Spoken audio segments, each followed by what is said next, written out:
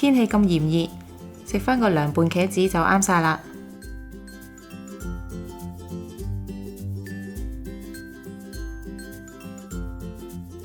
茄子切大約5至6 cm 長，對半切開。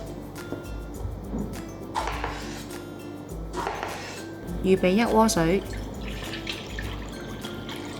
加入1茶匙白醋攪勻，再放入茄子，可以用蒸架壓住，令到茄子完全浸喺醋水中，唔好同空氣接觸，避免表面變色。蒜頭切蓉，辣椒同芫茜切碎，喺鍋中加水，開中火加熱，將茄子隔水蒸大約4分鐘，留起瀝乾放涼備用。薑、糖、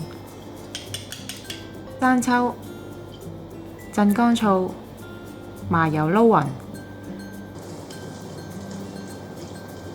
淋上茄子就可以啦。建議可以將茄子放喺雪櫃1個鐘，就可以更入味。